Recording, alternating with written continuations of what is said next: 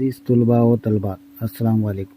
ہم تاریخ کے سبق نمبر 1 یورپ میں نشاط الثانیہ کا دور اور سائنس کی ترقی کا مطالعہ کر رہے ہیں. مطالعے میں ہم نے یہ دیکھا کہ عہد وسطی کے آخری مرحلے میں حیائے علوم، مذہبی اصلاح کی تحریک اور جغرافیائی دریافتیں جیسے واقعات کی وجہ سے جدید دور کی بنیاد پڑی. اسی بنا پر اس دور کو ہم نشاط الثانیہ کا دور کہتے ہیں. ہم نے دیکھا سائنس کی ترقی کس طریقے سے ہوئی. اس ویڈیو میں ہم جغرافیائی دریافتوں کا مطالعہ کریں گے. نمبر 1 مارکو پولو، دنیا کا سفر کرنے والا مشہور سیاح جو کہ اٹلی کا رہنے والا تھا. 13ویں صدی میں یورپ سے چین تک کا سفر اس نے کیا. وہ پہلا یورپی تھا جس نے چین کا سفر طے کیا.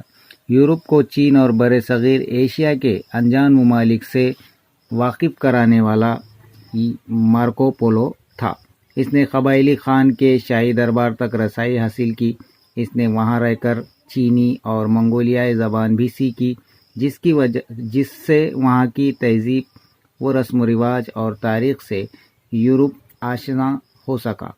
اس کے سفر نامے کی وجہ سے اس وقت کے چین اور ایشیا کے متعلق یورپ کو پتہ چلا. نمبر 2 ابن بطوطہ. ابن بطوطہ ایک عالم تھے اور مشہور زمانے مسافر تھے. ابن بطوطہ نے ہندوستان، مالدیپ، چین، اسپین، سارڈینیا، مشرقی اور مغربی افریقہ کا سفر مختلف وجوہات سے کیا. نمبر 3 ہے ہنری دا نیوگیٹر. ہنری 15ویں صدی میں پرتگال کا شہزادہ تھا. شہزادے نے یورپ کے نامعلوم علاقوں کی دریافت کرنے والے مہم جو افراد کی حوصلہ افزائی کر کے انہیں مہمات پر جانے کی ترغیب دی. اس کی ترغیب اور معاشی مدد کی وجہ سے ان مہم جو بحری سیاحوں نے افریقہ کے قریب ماڈیرا اور ایروزور جیسے جڑواں جزیرے دریافت کیے. بعد میں پرتگالیوں نے ان افریقی لوگوں کو غلام بنا کر ان کی تجارت شروع کر دی. ساتھ ہی ان علاقوں میں سونے کی کانیں دریافت کر کے وہ سونا اپنے ملک پرتگال لانے لگے. نمبر 4 ہے بارتھولومی ڈائس.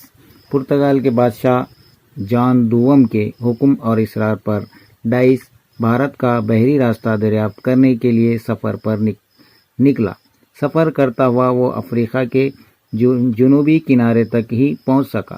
اس کنارے پر پہنچ کر اس نے اس کنارے کو موت کا کنارہ کیپ آف اسٹریمرز کا نام دیا، جو بعد میں بدل کر راس امید کیپ آف گڈ ہوپ کر دیا گیا تھا. افریقہ کے گرد چکر لگانے والا وہ پہلا جہاز راہ تھا. اسی راستے پر سفر کرتا ہوا واسکو ڈی گاما بھارت پہنچا تھا. کرسٹوفر کولمبس 1453 میں ترکیوں کی سلطنت عثمانیہ نے قسطنطنیہ فتح کر لیا، جو کہ بازنطینی حکومت کی راجدھانی تھی، جس کی وجہ سے یورپی ممالک کا ایشیا ممالک سے خشکی کا تجارتی راستہ بند ہو گیا. اب ایشیا کے نئے بحری راستے تلاش کرنا ضروری بن گیا. اسپین کے بادشاہ فرنانڈینڈ اور ملکہ ایزابیلا کی مالی مدد اور حوصلہ افزائی کی وجہ سے کولمبس نے بحری راستے سے ہندوستان پہنچنے کی کوشش کی. کیونکہ زمین گول ہے اس لیے وہ مشرق کے بجائے مغربی سمت میں نکلا. اس نے سوچا کہ اگر وہ مغربی بحری راستے سے سفر کرے تو وہ ہندوستان پہنچ سکتا ہے. لیکن جب وہ امریکہ کے ساحل پر پہنچا 12 اکتوبر 1492 اور اسے ہندوستان کی ساحل سمجھ بیٹھا. کولمبس اٹلی کا تھا. واپسی کے سفر میں وہ انتقال کر گیا. ریگو ویسپوسی. اٹلی کے اس جہاز راہ نے اسپین کے حکمرانوں کی مدد سے اپنی پہلی مہم 1497 میں شروع کی. اس نے کولمبس کی طرح ہی راستہ اختیار کیا اور امریکہ کے ساحل پر پہنچ گیا. وہ ہندوستان نہیں بلکہ نئی سرزمین ہے. تب اس نے اسے اپنے مقصد کے لیے استعمال کرنے کا طے کیا. اس کی تیسری مہم میں اس نے جو مقام دریافت کیا اسے وینزویلا کا نام دیا. اس نے ایمیزن ندی کے ماخذ کا علاقہ ایمیزن کارڈیلیٹا کا خطہ دریافت کیا. اس کے نام پر اس نے دریافت شدہ براعظم کا نام امریکی براعظم رکھا، جہاں سب سے پہلے کولمبس پہنچا تھا۔ نمبر 7، واسکو ڈی گاما 1498 میں 4 جہازوں اور 170 ملاحوں کو لے کر پرتگالی Mallah Vasco D Gama Portugal سے ہندوستان کی کھوج میں نکلا۔ ڈائس جس راستے سے آگے بڑھا تھا اسی راستے سے وہ آگے بڑھتا ہوا افریقہ کے جنوبی کنارے کے گرد چکر کاٹ کر وہ مشرقی ساحل سے سفر کرتا ہوا ممباسا اور پھر مالندی پہنچا۔ وہاں اس کی ملاقات ایک ہندوستانی گائیڈ ملاح سے ہوئی۔ اس کی رہنمائی میں واسکو ڈی گاما کالیکٹ کی بندرگاہ تک 1498 میں پہنچا۔ سمندری راستے سے ہندوستان آنے والا وہ پہلا یورپی جہاز رہا تھا۔ اس نے کالیکٹ کے راجا سے تجارتی منظوری حاصل کی اور وہ واپس پرتگال لوٹ گیا۔ وہ دوبارہ ہندوستان آیا۔ گوا اور کیرل کے علاقے کوچی پر پرتگالیوں کے سیاسی قبضے کے بعد وہ یہاں پر پرتگالیوں کا پہلا وائسرائے بنا۔ فرڈینانڈ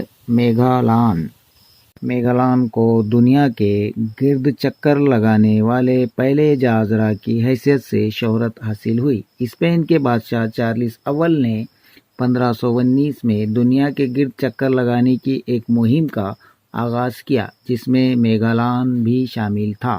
اس بحری سفر کے لیے مالی مدد بادشاہ چارلس اول نے دی۔ بحر اوقیانوس کے مغرب سے وہ جنوبی امریکہ کی گرد چکر کاٹ کر بحر الکاہل میں پہنچا۔ پھر اس کو عبور کرتا ہوا وہ بحر ہند میں داخل ہوا، لیکن وہاں وہ بدقسمتی سے فلپائن کے مقامی باشندوں سے ہونے والے ایک جھڑپ میں مارا گیا۔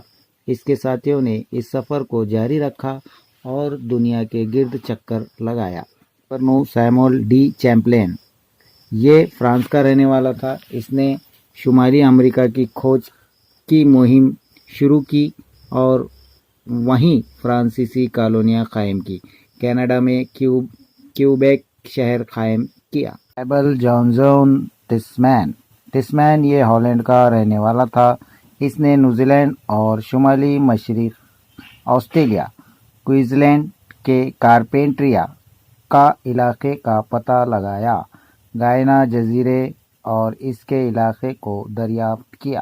Number 11، captain James Cook New Zealand اور آسٹریلیا کے علاقوں پر انگلستان کا پرچم لہرانے والا یہ انگلستان کی شاہی بحری فوج کا کیپٹن تھا۔ وہ برٹش رائل نیوی کا کیپٹن تھا۔ اسے نئے علاقوں کی معلومات تھی۔ وہ دلیر تھا۔ اس نے پیدل ہی بحر الکاہل میں جزیروں کا سروے کیا اور ان کے بالکل درست نقشے بھی تیار کیے۔ کئی مہمات میں شامل ہو کر 3 سال میں اس نے 60,000 میل بحری سفر کیا۔ لوئس اینٹونی ڈی بوگنویلا یہ فرانس کا رہنے والا تھا۔ یہ جہاز راہ اور بحری سیاح تھا۔ اس نے بحر الکاہل کو عبور کیا اور تاہیتی تک جا پہنچا۔ اس نے اپنا سفر نامہ لکھا جو 1771 میں شائع ہوا۔ اس نے اس کتاب میں اپنے سفر کے دوران پیش آنے والے مختلف واقعات کو بیان کیا، وہاں کے علاقوں کی معلومات دی، جس کی بنیاد پر 19ویں صدی میں وہاں فرانسیسی مشنری پہنچی اور وہیں فرانسیسی نوآبادیات قائم ہوئی۔ اس نامعلوم جزیرے کو اس کی یادگار کے طور پر بوگنویلا نام دیا گیا۔ ساتھ ہی وہاں کھلنے والے پھولوں کی ایک قسم کو بھی اسی کے نام سے جانا جاتا ہے۔ نمبر 13 ہے مینگو پارک۔ اسکاٹ لینڈ کا رہنے والا مینگو پارک نے مغربی افریقہ کی کھوج کی۔ 1795 میں دریائے نائجیریا کے راستے کا پتہ لگانے کی مہم ہاتھ میں لی۔ البیرونی وسطی ایشیا کے ایک نامور عالم تھے۔ وہ غزنی کے سلطان محمود غزنوی کے ساتھ ہندوستان آئے۔ وہ عالم، جغرافیہ داں، تاریخ داں، فلسفی اور سیاح تھے۔ انہوں نے زمین کے قطرہ ناپنے کی کوشش کی۔ انہوں نے دنیا کے نقشے کا عمودی خطوط اور کسی مقام کے فاصلے کا تعین کرنے کا جو نظریہ پیش کیا وہ بالکل درست تھا۔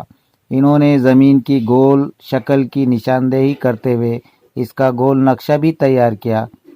جہاں اس دور میں جو سورسز کی کمی ہونے کے باوجود، ذرائع محدود ہونے کے باوجود بھی جدید ذرائع نہیں تھے، یہ کام کرنا بہت مشکل تھا، پھر بھی انہوں نے اس کام کو انجام دیا۔ انہیں ہائیڈرومیکس کا موجد سمجھا جاتا ہے۔ تو یہ تھے جغرافیائی دریافتیں۔